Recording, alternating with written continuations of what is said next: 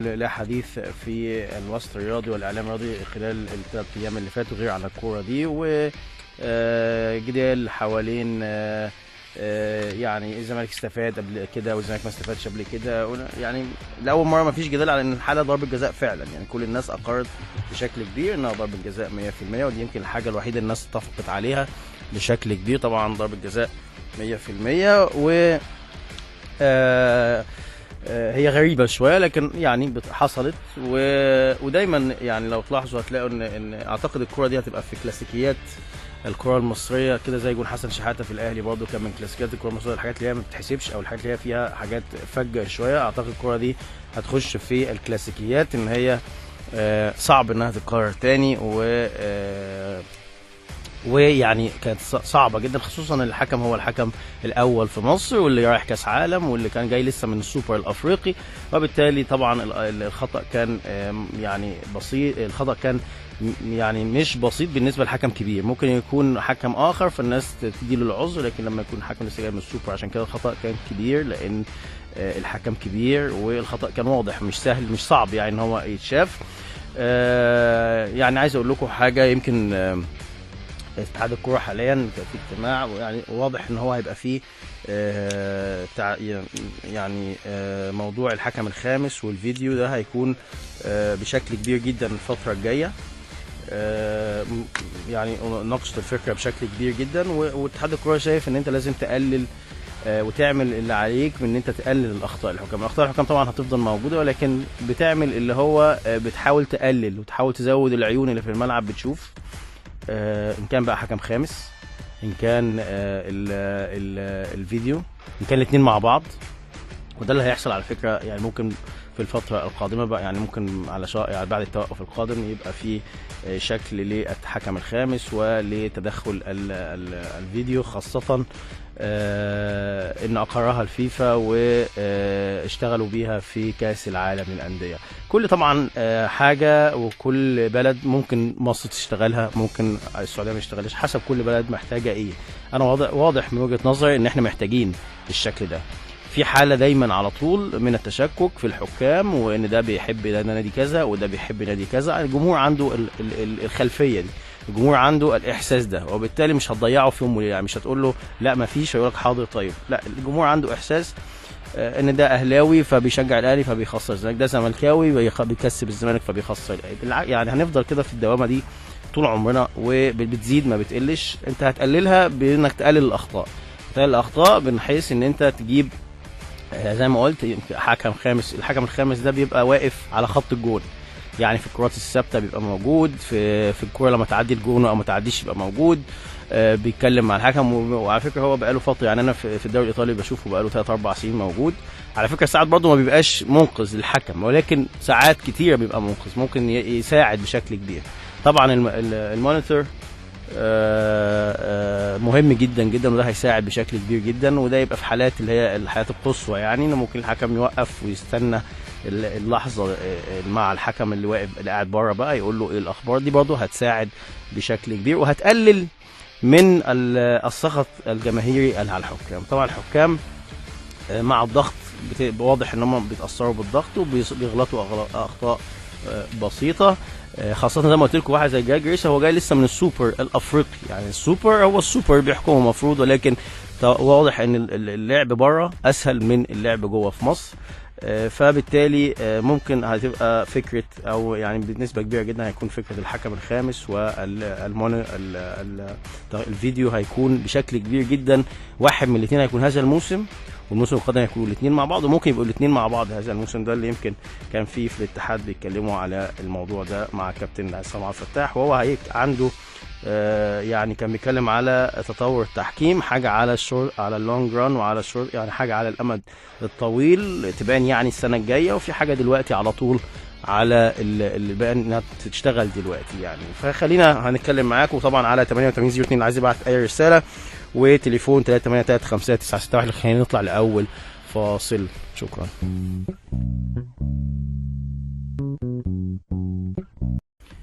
ورجعنا لكم تاني وبنتكلم عن الامور التحكيميه واللي بيحصل فيها. طبعا في هاشتاج لجمهور الزمالك انسحب، الانسحاب هو الحل يعني او حاجه زي كده، وناس كتيره طبعا مستاءه من التحكيم، خاصه طبعا الزملكاويه بشكل كبير.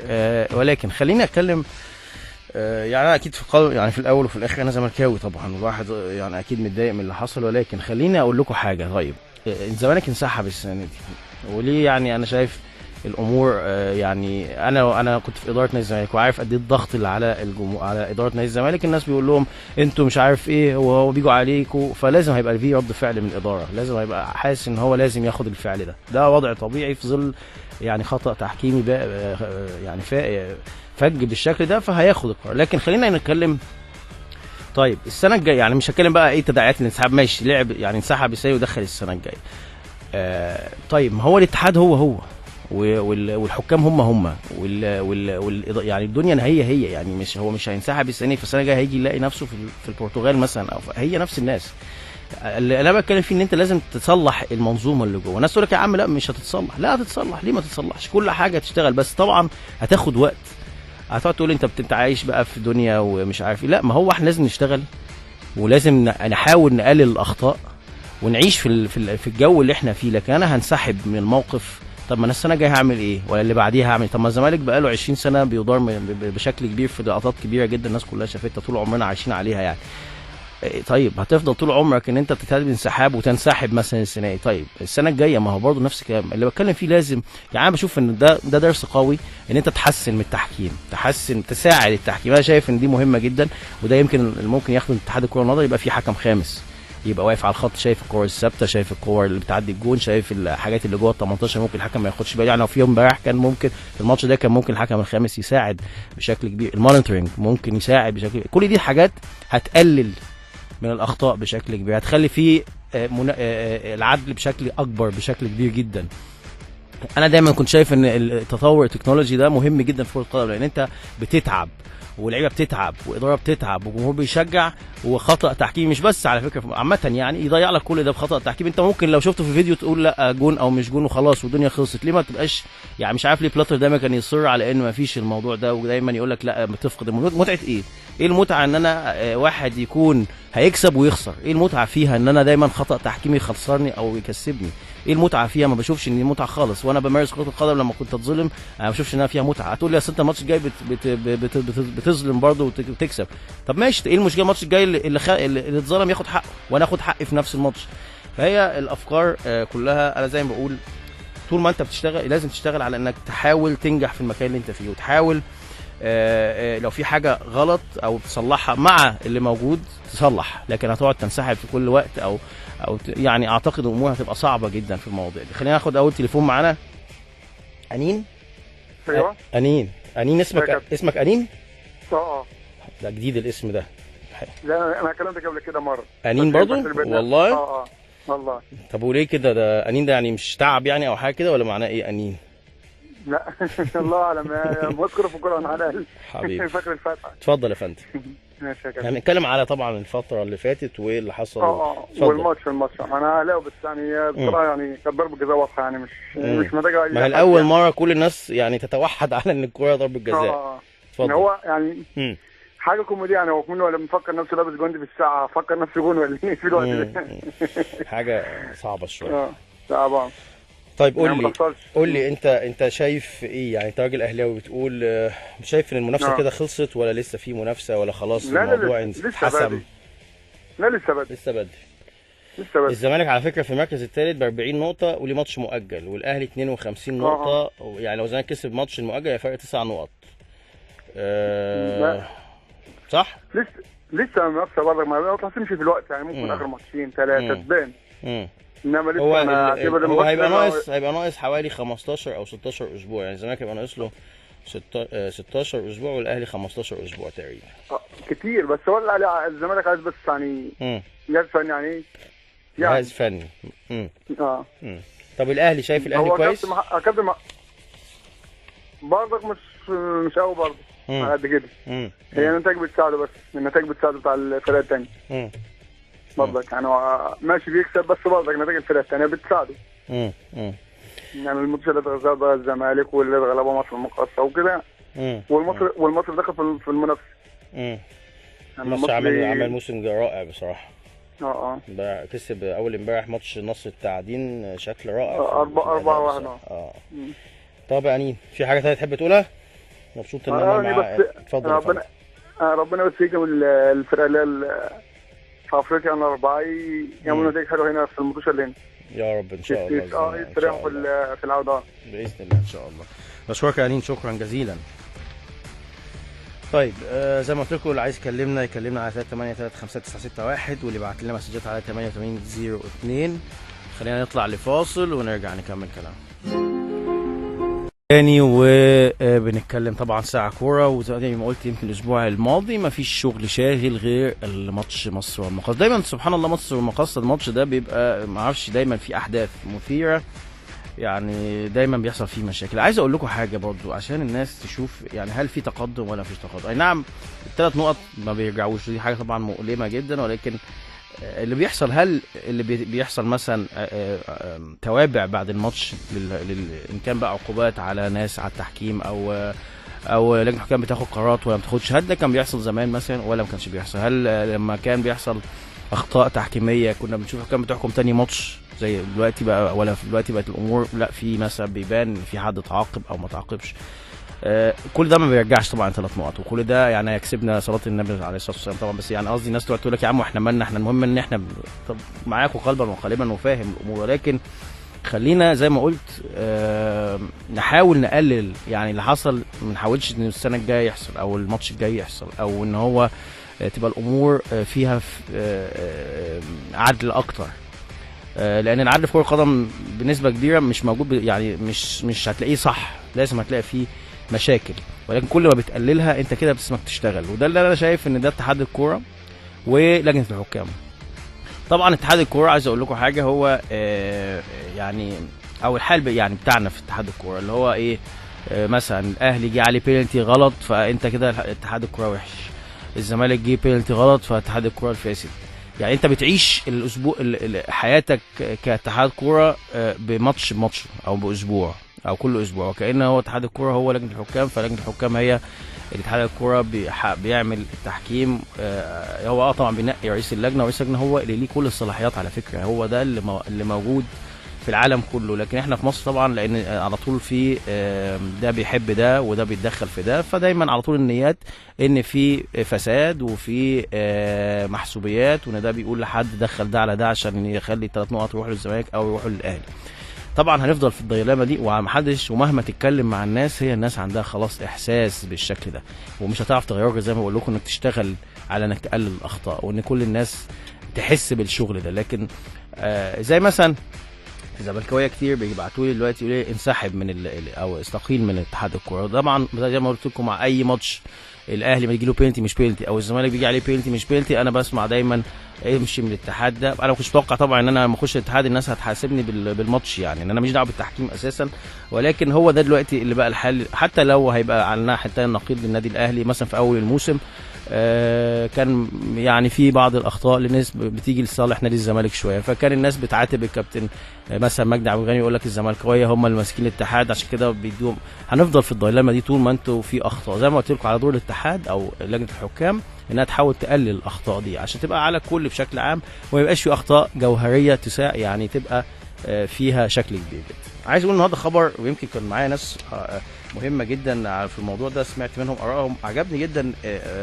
النادي الاهلي النهارده في موضوع تجديد لمتعب وغالي، حاجه مهمه جدا وحاجه محترمه جدا طريقه التجديد. واللي انا عرفته كمان ان هم تقريبا شالوا منهم نسبه المشاركه، يعني مش طبعا نظرا لمجهودهم وتقديرهم، الكلام ده برضو عايز اعرفه لان لو حصل بصراحه فانا بشيد بهذا القرار، لان الاثنين دول نجوم كبار ونجوم الفرقه من حقهم يكون لهم استثناء. لكن خليني اعرف الكلام ده مع كابتن سيد عبد الحفيظ. مساء الخير يا كابتن سيد. ازيك يا نجم مصر، عامل ايه؟ كله تمام؟ الحمد لله. ربنا يخليك. يعني خلاص متعب وغالي تم التجديد ليهم رسميا؟ الحمد لله رب العالمين. الحمد لله. لمده سنه كل لاعب ولا اكتر من سنه؟ لا سنه، يمكن السنه قال ان دي اخر سنه، وهو يعني طبعا الكوره فيها متغيرات كتير والدنيا بتتغير بشكل كبير، لكن هو يعني في اتجاهه او قراره ان هو يقول لك لا دي اخر سنه بالنسبه لي. يعني برضه انت في اوقات بتبقى محتاج اللعيب طبعا ومصمم عليه، لكن في الاخر رغبته او قراره يعني يمكن وائل جمعه ومحمد ابو تريكه وابو بركات كان فاضل لهم سنه في عقودهم لكن صمموا على الاعتزال. فخلينا نقول السلام عليكم. فخلينا نقول طبعا يعني في الاول والاخر دايما بيبقى في تقدير لموقف اللاعب وتاريخه. في ساعات كتير قوي قوي وده مهم في الانديه الكبيره تحديدا يا كابتن حازم، صح، ان انت بتشتري او بتراعي امبارح. يعني امبارح ده دي مهمه جدا، دي مهمه جدا يا كابتن سيد، لان في ناس كتير ما بتراعيش امبارح. في ناس دايما باصه لقدام يقول لك ده الاحتراف يعني.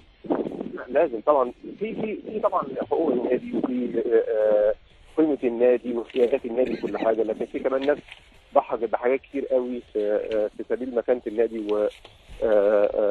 وبطولات النادي لازم تراعيها طبعا لازم. فعلا في العقد او في ان ما تحسبلهمش نسبه مشاركه نظرا لمجهوداتهم السابقه والكلام ده، يعني مش هتحاسبوا زي بص والله من غير اي مبالغه والله ده حقيقي يعني. الاثنين ماضيين على بياض، لكن تقدير النادي ده راجع للنادي بقى. وانا ودي حاجه محترمه على فكره جدا جدا. طبعا. وهم عارفين كمان يعني احنا في النادي وانت عارف كده كانت حاجه كويسه، احنا بنعرف كويس قوي نحافظ على نجومنا يعني. التقدير المالي والادبي والمعنوي لابد يكون موجود يعني. تمام.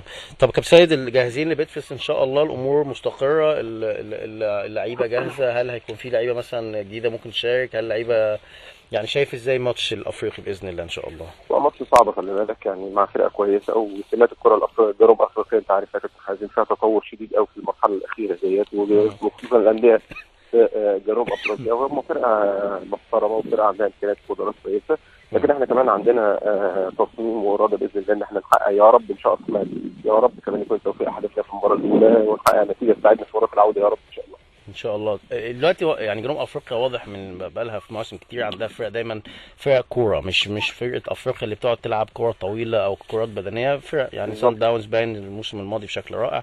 اتفرجتوا على بيتفس، شفتوا قوتهم، شفتوا نقاط ضعفهم، ولا لسه الفتره دي هي اللي هيبقى فيها الشغل الفني؟ احنا جمعنا عدد من الشرايط كبيره قوي سواء كان في الدوري او حتى في مشوارهم بافريقيا، لان انت عارف ان هم لعبوا دور قبليني يعني، لكن خليني اقول لك فرقه كويسه زي ما انت قلت كده يعني. دايما فرق يعني غرب افريقيا او وسط افريقيا باستثناء شمال افريقيا انت عارف يعني بتبقى عندهم الحته النظاميه او التنظيميه التكتيكيه بتبقى يعني فيها قصور شويه، لكن جنوب افريقيا بتلعب كره هايله جدا وفرقها رغم انها ممكن ما يبقاش عندها خبرات افريقيه كبيره زي سان داونز مثلا يعني على فترات بعيده، لكن تلاقيها عامله جيل كويس ولاعيبه كويسه بشخصيات كويسه في الملعب وقدرات كويسه في الملعب فتحقق نتائج كويسه، وده اللي احنا بنتعامل معاه يعني. هنتعامل مع اللقاء بمنتهى الجديه والاحترام يعني.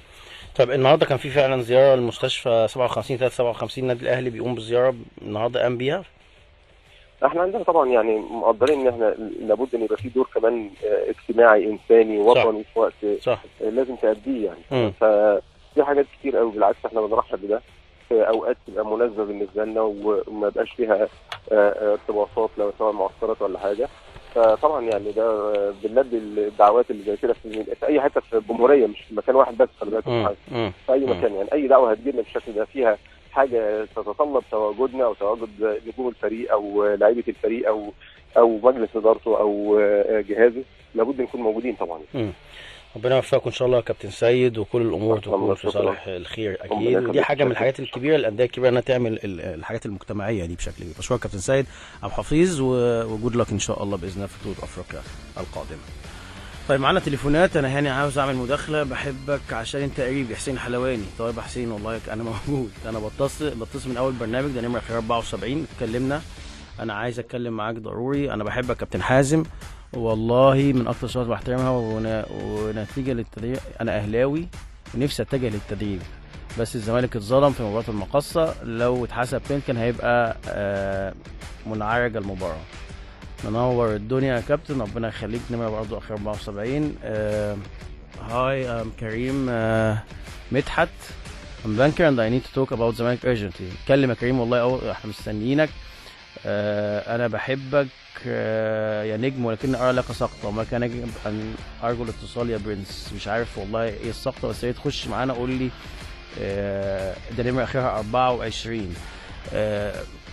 ما اعرفش يعني. شوف طبعا كل واحد بص ليه وجهه نظر، انا غيرك غير، كل واحد ليه وجهه نظر. لكن انا بشوف ان كنت بتكلم قبل التليفون مع كابتن سيد على موضوع الاستقاله، وان الناس بقت يعني بتحاسبني كحازم في الاتحاد على كل ماتش، والحكم عمل صح ولا غلط، واحنا بنحاسب التحكيم يعني اعضاء المجلس على التحكيم. هو في لجنه زي ما قلت لكم. لو انا مشيت بقى بالشكل، عارف انا لو استقلت النهارده هتلاقي بكره يقول لك يا عم ده استقال، هو يا عم مش قد الشغلانه، اصل هو لا مش بتاع، هو اي حد بقى هيتعب في شغله يستقيل. مفيش حاجه بتعجب حد. اللي انا بقول عليه دايما ان انا لازم اشتغل، واحاول اشتغل في المكان اللي انا فيه، حتى لو 1%. ادينا بنشتغل وادينا بنقول وجهه نظر نوعا ما ممكن تفيد بشكل كبير جدا. النهارده كان في اجتماع واتكلمنا في وجهه النظر اللي يبقى فيه حكم خامس، يبقى فيه فيديو. كابتن هاني بريده كان بيتكلم انه لسه جاي من انجلترا ولقى الموضوع ده رئيس الفيفا بيشجعه بشكل كبير، فالموضوع ممكن يتنفذ بشكل كبير جدا. اعتقد ده هيبقى حاجه كويسه انك تشتغل على تطوير التحكيم وتقلل الاخطاء. طيب خلينا ناخد تليفون. اسلام، مساء الخير يا اسلام. مساء الخير يا كابتن. ازيك يا اسلام؟ بجد يعني انا بتصل من اول ما البرنامج بتاعك ابتدى. اتفضل يا اسلام حبيبي، عامل ايه؟ كله كويس؟ حضرتك كنت عايزك تمام الحمد لله بخير والله يا كابتن، منور الاذاعه. ربنا يبارك فيك. وحضرتك في تصريحات النهارده بتقول ان الكابتن معتمد جمال بيقول ان هو يعني الناس بيحاربوه. الكابتن معتمد جمال ماسك من 2014 لعب 21 مباراه وديه، ومع ذلك بيقول لك بيحاربوه. طب دور الكابتن ربيع ياسين يا كابتن، هل الدور كابتن ربيع ياسين خد بطوله افريقيا وودانا كاس عالم بعد خد بطوله افريقيا 2013، كان المقابل من اتحاد الكرة ان هو بعد كده الكابتن ربيع ياسين استمر 6. مش اتحدى بس لا قول لي انا مش فاهم يعني فين السؤال؟ معتمد يعني ولا كابتن ربيع؟ مش فاهم. كابتن ربيع ياسين طبعا. كابتن ربيع ياسين دوره الراجل دلوقتي اي بس هو مش الاتحاد الكرة متجه للكابتن ربيع ياسين. مش الاتحاد ده اللي ماشي كابتن ربيع. ما انا الباشمهندس جمال علام تمام اوكي، ما انا مش عارف ان هو اللي مش احنا كل اغلبيه الشباب توقعوا ان الكابتن ربيع ياسين هيبقى له دور مع الاتحاد الجديد. هل الاتحاد الجديد ده هيقف جنب الكابتن ربيع ياسين؟ هيبقى يعني بس تحديدا يعني قصدك يعني انت شايف ان كابتن ربيع الاختيارات المدربين اللي فاتوا ما كانش فيهم كابتن ربيع، وده كده يعني ما ترشحش الكابتن ربيع ياسين اساسا نهائيا. حتى في المنتخبات المحليه ما ترشحش الكابتن ربيع ياسين. ايه السبب في كده يا كابتن؟ الكابتن ربيع ياسين الوحيد اللي في مصر اللي فاز على منتخب انجلترا 2، وكابتن حسن شحاته طبعا 1-0. تمام، وجهه نظر طبعا. بص هو كابتن ربيع طبعا قيمه كبيره جدا، ما تعرضش فعلا يعني اسمه ما تعرضش قدامنا بشكل كبير، مش تقليلا منه. الاعلام يا كابتن ان الكابتن مع اطرح حديثك كابتن ربيع ياسين، هل في ناس داخل اتحاد الكره يعني كابتن ربيع ياسين؟ لا خالص والله يعني لا والله خالص، بالعكس يعني الناس كلها مرحبه بالكابتن ربيع، بس فعلا اسمه ما اتطرحش بشكل كبير. هو برضو يعني كابتن ربيع من الناس اللي ما بتعرضش نفسها، ودي طبعا حاجه عايزه نفس بشكل كبير جدا، وشغل هو المفروض يشتغل. يعني احنا يمكن في اللجنه كنا او بنتكلم على ان يبقى في اسامي اللي بتيجي من خلال الكابتن محمود سعد بيقدمها، اللي بيقدموا السيفيهات بتاعتهم واللي بيشتغلوا على الشهادات. لكن طبعا اسم كابتن ربيع اكيد من الاسامي المهمه والناس اللي عملت حاجه مهمه. وعلى فكره هو لسه في منتخبات جايه، يعني الموضوع ما انتهاش، في منتخبات طالعه بعد كده وفي منتخب اولمبي، يعني في منتخبات ممكن يشتغل فيها كابتن ربيع، اكيد اضافه مهمه يعني.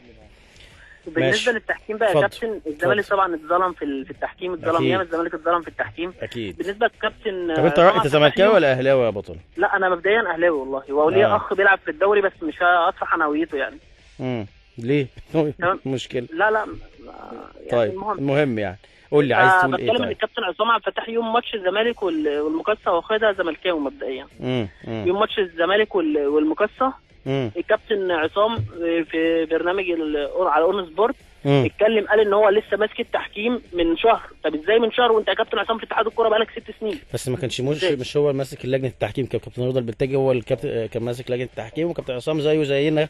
ما احنا برضه عايز اوضح للناس الاتحاد الكوره احنا مثلا احنا كلنا هل هو موجود داخل اتحاد الكوره؟ يعني انا عندي فكره. ايوه، ما انا مثلا انا موجود داخل اتحاد الكوره، لكن انا ما بخشش جوه اللجنه اقول لهم مثلا مين بيحكم او بتتمرنوا ايه او بتعملوا ايه. هو بيجي بيعرض رئيس اللجنه ايه شغله، لكن مش احنا في الاتحاد مثلا بنقول له طيب هو محمد عبد السلام ما مسكش اللي ما بيلعبش ليه؟ طب انت ما بتلعبش ده ليه؟ يعني فاهم، هو اللي بيدير يعني ده الاداره التنفيذيه هو رئيس اللجنه، ولكن الاتحاد هو اللي بيجيله مثلا احنا هنطور، طب موافقين ولا لا؟ اوكي. احنا هنجيب واحد اجنبي، موافقين؟ لا احنا مش موافقين. فاهم؟ هو كده. لكن اللي بيدير هو رئيس اللجنه وبيدير كل حاجه. انت كاتحاد هو بيقدم لك اللي في الحاجات المهمه، لكن الحاجات الديتيلز، الحكام، البدل، التمرينات، الفنيات، مين هيجي حاضر، هو اللي بياخدها رئيس اللجنه. وعشان كده بقى يبان هل رئيس اللجنه ده ناجح ولا هل فعلا اثر تاثير ايجابي وبان ولا ما اثرش تاثير ايجابي وبان. هو ده اللي هو بيتكلم بقاله شهر، لان هو مسك بعد كابتن رضا البلتاجي فعليا يعني. تمام اوكي. ما هو مسك فعليا يا كابتن، بس انا ما ينفعش اتهرب برضه من المسؤوليه، ما ينفعش اتهرب. اتحاد الكوره كل اللي بيحصل ده عاتق على اتحاد الكوره طبعا. طب ما انا بقول لك اهو، ما احنا كل شويه اتحاد الكوره الكوره بينالتي يبقى اتحاد الكوره فاسد وفاشل. اتفضل. بناء على ايه الكابتن معتمد جمال بيقول ان هو يعني الناس بتحاربه هو ماسك من 2014. ايوه ماسك. انا شايف ان المنتخب ما اداش في البطوله نهائيا. بس انا عايز اقول لك حاجه برضو، خلينا اتكلم معاك في حاجات مهمه. معتمد جمال عشان يعمل معسكر بيعاني معاناه شديده، الانديه ما بتسيبش لاعيبتها حاجه يا كابتن. المشكله الاخيره بتاع الانديه مش اخيره، ما دي خلي بالك ده. احنا هنتكلم على طب ثانيه بس اقول لك. مقارنه بين الكابتن ربيع، معلش بعد اذن حضرتك، الكابتن ربيع ياسين خد اللعيبه من قدام اتحاد الكوره لحد الاقصر في اتوبيس، ده توفير لاتحاد الكوره. عكس دلوقتي اتحاد الكوره اللعيبه مرفهه. تمام. فين دور الكابتن ربيع ياسين بقى في الكلام ده كله؟ الكابتن ربيع ياسين اتحاد الكوره ما زال متجاهله، حتى الاتحاد الجديد متجاهل الكابتن ربيع ياسين. انت رجعت كابتن ربيع تاني، وانا قلت لك والله كابتن ربيع انت بتتكلم على معتمد دلوقتي تحديدا. حتى يا كابتن ما ترشحش حتى في منتخب المحل، ما ترشحش يعني. دلوقتي ان شاء الله في الماتش دلوقتي اتحاد الكوره يا الله، انا سوري في اللفظ مش عارف اقول، ما ينفعش اقول واسطه ومحسوبيه، ما ينفعش اقول الكابتن مثلا حازم بعد احترامي الكبير للكابتن حازم. طب واسطه ليه؟ ما هي الاسامي الموجوده برضه اسامي محترمه وكبيره يعني، مش ناس جايبها من الشارع يعني كابتن هاني لما كابتن ربيع ياسين لما كابتن ربيع ياسين اكمل كلامي بس. كابتن ربيع ياسين لما دخل مثلا المجال كمدير الاتحاد او مدير فريق الاتحاد، ساعتها هتلاقي ناس تقول لك اشمعنى ربيع ياسين، ما في ناس احسن. هي النظريه ان انت بتدي كل ما تدي فرص لناس، الناس الثانيه تشوف في الناس اصلح او احسن. هي النظريه يعني مثلا شوقي غريب لما مسك منتخب الشباب اللي خد مركز ثالث، لما ترجع للصحافه ساعتها هيقول لك اشمعنى شوقي، هو عمل ايه شوقي غريب عشان يمسك منتخب الشباب مثلا ساعتها؟ لان كابتن شوقي مثلا ما مسكش منتخبات الشباب. فانا بقول كابتن طارق يحيى مدرب عام ما انا بقول لك يعني قصدي ان هو انت كل ما تختار حد الناس هتقول اشمعنى دول وليه ما خدتش الباقيين. هي الدنيا كده، ما انت مش هترضي الناس كلها. يعني احنا كنا خدنا كابتن ربيع، في ناس يقول لك هو انتوا ما عندكوش غير ربيع ياسين؟ ما في 50 مدرب تاني. مع احترامي طبعا كابتن هو على فكره قيمه كبيره، وانا متفق معاك تماما على فكره ان هو يعني الوحيد اللي حقق في فتره المجلس السابق حاجه مهمه لمصر كلها، ان ياخد افريقيا ويطلع كاس عالم ويكسب. انا مش ضد على فكره اللي حضرتك بتقوله خالص، بس هي النظريه. يا كابتن مباشره الكابتن ربيع ياسين ايه اللي تم معاه؟ انا ما كنتش موجود والله يا فندم، انا ما كنتش موجود والله الفتره دي، ده كان المجلس الاخر وحصلت مشكله يعني حصلت مشاكل مع المنتخبات المحليات دي يا كابتن ربيع ياسين ما ترشحش نهائيا. حاضر خلاص والله انا فهمت يا اسلام. انا يا كابتن شاكر افضلك بجد وميرسي على ذوق حضرتك. شكرا جزيلا. انا من زمان وانا نفسي ان انا اتكلم مع حضرتك يعني، واتمنى ان اتواصل معاك دايما يا كابتن. دايما يا اسلام، منورنا حبيبي. طيب انا عايز اتكلم مع الناس تقول لي رايهم ايه. انا عمر ونفسي اكلمك، عندي راي في التحكيم وزعلان منك كابتن بصراحه. يا ريت يا عمر تقول لي زعلان من ايه، خش قول لي زعلان من ايه وانا اتكلم معاك بمنتهى يعني الحياديه، او يعني انا ما بشوف ان انا لازم اتكلم مع الناس والناس تسمع. مهم يا جماعه، عايز اقول لكم حاجه مهم، ان الناس مش لازم اجي على هوا الناس كلها، لان الناس كلها عايز تسمع حاجه معينه. انا بشوف في حاجه تانية وجهه نظري. مش لازم انا ممكن امشي مع الناس زي ما وهيصه وده ابن النادي ماشي. انا طبعا يعني انا بحب الكلام ده كله، لكن خلينا دايما نبص لجانب اخر. مش مع اي حاجه ان احنا ننسحب او كحازم استقيل ونمشي وخلاص ونقعد منغلقين على نفسنا كنادي الزمالك او كاولاد نادي الزمالك عشان الدنيا ظلمانه. ما هو كده مش هنشتغل يا جماعه، ومحدش هيبقى كادر لا في اي حاجه، لا في نادي ولا في اتحاد ولا حد خالص. وبعدين بعد كده الجمهور يقول لك مفيش كوادر ومفيش حد. هيقول لك انت ما بتشتغلش ومش هتعرف تعمل حاجه. يا عم سيبنا نشوف ال4 سنين، لا ما عرفتش خلاص مش هخش تاني، بس خلينا نحاول، خلينا نشتغل، خلينا يعني ادينا بوش. مش كل ماتش اتحاد حازم يمشي، حازم مش هيعمل حاجه، لا اصل هم هيرجعوا على حق يعني ماشي، بس ادينا بنقول كلمه، نشتغل جوه الاتحاد. رايي كذا، والله ممكن ياخدوا بيه مره، هناخد بيه مره ثانيه، مش هياخدوا النهارده ياخدوا بكره. هيبقى في واحد بيزن، هيبقى في واحد بيشتغل، هيبقى في ناس بتسمعك حواليك محترمه بتحاول تساعدك. ما هو الدنيا كلها مش اللي هو الفساد، لا، في ناس كتير عايزه تشتغل وفي ناس عايزه تنجح في الاتحاد اللي موجود. مش كل الناس بشكل واحد يعني. وبعدين انت عايز تطلع فاصل؟ طيب اطلع. انا قاضي وزملكاوي جدا، وما تعرض له الزمالك ظلم بين طبعا، اكيد موافقك 100%. ما فيش حد قلت لكم في مصر كلها يعني الاكثر اهلاويه بيقول قبل الزملكاوي كوره بيلتي 100%. المشكله بس دايما ان احنا او الزملكاويه تحديدا الماتشات دي بتبقى مؤثره وعنده تاريخ كبير، فعشان كده دايما الموضوع مختلف. يعني انت هتطلع حاجات استفاد منها الزمالك، اكيد استفاد منها، لكن دايما هتلاقي حاجات اكتر بتيجي على الزمالك. زي ما قلت لكم الكلام ده مش هيتحل غير بانك دايما، انك انت مش ممكن تستغنى عنهم. التحكيم حاول تصلحه، حاول تشتغل عليه، حاول تساعده، وده اللي بقول لكم اللي بيحصل النهارده في اتحاد الكوره. خلينا ناخد محمود. مساء الخير يا محمود. مساء النور يا باشا. ازيك يا بطل؟ الله يحفظك. انا عايز اقول لك حاجه. وامر يا عالمي. بص بقى يا استاذ حسن. اول ايه في حاجه ولا ايه الصوت؟ الو. طب اخوي ادينا تليفون تاني. I'm a biker and I know that you are a biker. واحد بيجي بيشتغل، واحد بيركب موتوسيكلات، نركب ان شاء الله، ويوم الجمعه بنركب دايما موتوسيكلات. عبد الله. مساء الخير يا عبد الله. مساء الخير يا كابتن. ازيك يا عبد الله؟ عامل ايه؟ تمام يا كابتن حازم. اخبار حضرتك ايه؟ كله تمام يا حبيبي. طيب انا كنت بس عاوز اتكلم عن التحكيم. اتفضل يا عبد الله. حضرتك عارف يا كابتن يعني اخطاء التحكيم دي موجوده على مستوى العالم يعني. لو بنبص للدوري الاسباني بتشوف الاخطاء قد ايه. تمام. بنتكلم مثلا في الدوري الانجليزي طبعا في اخطاء كبيره جدا وحضرتك متابع يعني، بتبقى اخطاء كارثيه. تمام. في كروت حمراء وفي جوان ما بتتحسبش واوفسايدات فاحنا زي ما حضرتك قلت طبعا المنظومه كلها عايزه تتطور. تمام. ده كلام سليم مليون في المية. بس برضو احنا ما نواجهش الكلام ده ان احنا نطلع نقول مثلا ان احنا لا لازم ننسحب، لا لازم ناخد. الزملكاوي يا عبد الله؟ لا انا اهلاوي. بس انت مش هتحسها قوي، اللي هو الزملكاوي يحسها شويه وانه يحس ان هو اتظلم، فهو هيبقى عنده احساس بالظلم فعايز ينسحب. فاهم؟ هو في ظلم طبعا. انا معاك ان طبعا الزمالك اتظلم وكل حاجه. بس احنا برضه لما بنيجي نبص لها ان احنا مثلا حضرتك شفت بقى مثلا الحكام في افريقيا عاملين ازاي، او مستوى الحكام في افريقيا عاملين ازاي، لدرجه ان كان احسن حكم في افريقيا لما راح حكم نهائي كاس العالم بتاع الانديه. حضرتك شفت عمل ايه يعني. فاحنا بنتكلم مثلا على حكام افريقيا لما بنيجي نلعب مثلا في بطوله افريقيا. الاهلي لو حضرتك فاكر جون انرامو اللي كان بايده وخرج الاهلي، البطوله ضاعت من الاهلي بسبب الجون ده. فالفكره ان احنا ما نطلعش نقول ان احنا هننسحب، لا احنا المفروض نواجه المشكله دي يعني اكيد في حلول تانية. احنا قلنا مثلا حل ان احنا نطور المنظومه، انا مع حضرتك فيها. تمام. لكن احنا لما نطلع نقول لا احنا هننسحب، فده في حقنا احنا كمصر او كدوري مصري. لما نيجي بقى نبص ان احنا عايزين نرجع جمهور مثلا، او عايزين المنتخبات بتاعتنا يبقى فيها لعيبه، يبقى فيها كل الكلام ده يتطور. لما نيجي ندور ان احنا بنقول ان احنا هننسحب عشان اخطاء تحكيميه، فكابتن احنا عايزين بندور لصالح المنتخبات طبعا، دي اول حاجه.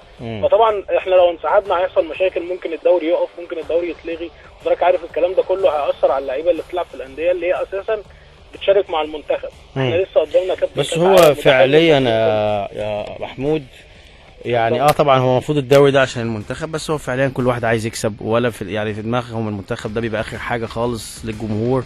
الناس بتحب النادي بتاعها اكتر من المنتخب، ده فعلي على فكره على ارض الواقع. وانت شايف يعني مثلا زي ما قلت لكم منتخب الشباب ما كانش في انديه مش عايز تبعت لعيبه اساسا بتاعتها في منتخب مصر. فتخيل لما بالنسبه له ماتش في الدوري اهم بكتير. الماتش في الدوري مهم بالنسبه للناس، ممكن يكون اكتر بكتير، والتعصب للانديه بيبقى اكتر بكتير من المنتخب. يوم ايام المنتخب كان الناس كلها بتحب تتفرج، ولكن حتى لو خسر المنتخب بخطأ الناس بتتكلم يوم وخلاص. لكن بتحصل لنادي الامور بتبقى صعبه جدا. يعني دايما الناس مرتبطه بالانديه هنا اكتر بكتير، وده على فكره في العالم كله الارتباط بالنادي بسبب ان انت كل اسبوع عندك ماتش، عندك مسابقه، عندك دوري تشتغل، عندك كاس، عندك بطوله دوليه بتلعبها يعني، او بطوله اقليميه. فده يعني ارض الواقع الجمهور متعصب لدي اكتر. طب حضرتك يا كابتن مش شايف ان قرار الانسحاب ده ممكن ياثر على اللعيبه نفسهم بتوع الزمالك يعني؟ لا هو بص زي ما بقول لك، هو المسؤول بيتعرض لضغوط من الجمهور. وانا يعني كنت في الموقع بتاع مسؤول نادي الزمالك، هتلاقي الجمهور هيضغط بشكل كبير، ان الجمهور زعلان. فانتوا بقى هتسكتوا لغايه امتى يا عم؟ انسحبوا احسن من البطوله دي، زي قلتها هنفضل نتظلم على طول. فطبعا ده رد فعل طبيعي لاداره الزمالك ان هو يقول لك هنسحب. لان هو حاسس بظلم وده حقه، هو صارف فلوس كتيره، عايز يكسب بطوله، بيحس الموضوع فيه تعمد، في ظلم، في اشمعنى انا، فلازم هياخد قرار بالشكل ده نوعا ما، لان الجمهور ضغطك والجمهور متضايق والجمهور زعلان، فهياخد القرار ان هو الجمعيه العموميه هي اللي تقول لي هشتغل ازاي، لان هو اكيد زي ما قلت لكم الامور بتبقى صعبه على اللي بيدير. دايما اللي بيدير شايف حاجات الجمهور ما بيشوفهاش، ما بيشوف حاجات بين السطور الجمهور ما بيشوفهاش، فممكن يبقى قرار مختلف نوعا ما شويه عن الجمهور. بشكرك يا محمود، شكرا جزيلا. حلقتنا خلصت، بشكركم شكرا جزيلا، ونشوفكم ان شاء الله يوم الخميس القادم.